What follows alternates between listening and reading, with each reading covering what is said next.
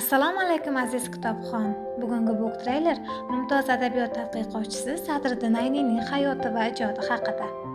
Sadriddin Said Murodzoda 1878-yilning 15-aprel kuni Buxoro amirligining Soqtariya qishlog'ida tojik oilasida tug'ilgan.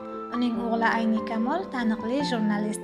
Otasi Said Murodxo'ja dehqonchilik bilan shug'ullangan bo'lsa-da, o'zi savodli bo'lgani uchun farzandlarini bilimli qilishga intilgan. Shuning uchun o'g'li Sadriddin Ayniyni 6 yoshida o'z qishlog'i madrasasiga yuboradi. Ayni eski maktab qissasida o'sha madrasada o'qiganini ta'riflab beradi. 1884-1887 eski maktabda o'qigan. 1889-yilda Buxoro va uning atrofini qamrab olgan vabo uni 40 kun ichida ham otasidan ham onasidan ajratdi. Ayni 12 yoshida Buxoroga keladi. Ayni kabi kambag'allarning Buxoro madrasalarida o'qishi juda qiyin edi. Ammo o'zining g'ayrati, ilm talabasi bo'lgani tufayli hayot va o'qishning barcha qiyinchiliklarini yengib, 16 yil Buxoro madrasalarida tahsil olgan. Buxorodagi Mir Arab, Olimxon, Badalbek, Hoji Zohid va Ko'kaldosh madrasalarida tahsil olgan. Dastlab sifli, muhtojiy taxalluslarda 1896-yildan Sadriddin Said Murodxo'ja Ayni adabiy taxallusi bilan mustaqil she'rlar yoza boshlaydi. Ahmad Donish va Ozarbayjon yozuvchisi Xoja Marog'iyning hamda jadid ma'rifatparvarlarning asarlari uning dunyoqarashiga sezilarli ta'sir ko'rsatadi. Ayni Buxoroda yangi usuldagi maktablar ochadi. Ular uchun o'quv qo'llanmalar, ommani ilm ma'rifatga chaqiruvchi she'r va hikoyalardan iborat yoshlar tarbiyasi darsligini tuzadi.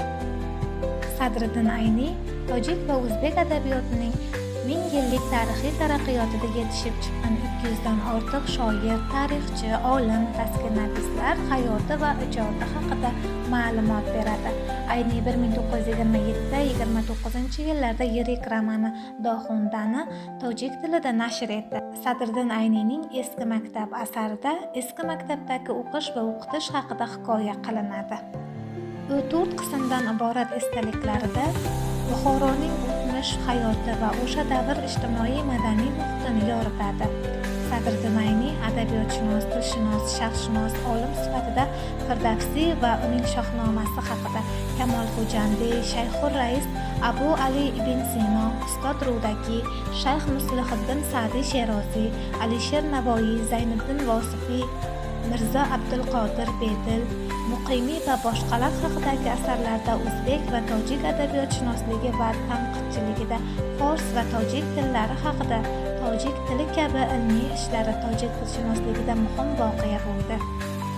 Sadriddin Ayni 1954-yilda 15-iyulda Dushanbe shahrida vafot etadi. Hozir Dushanbedagi joylashgan Ayni maqbarasi ziyoratgoh hisoblanadi. Bu joy hozir Sadriddin Ayni istirohat bog'i deb ataladi.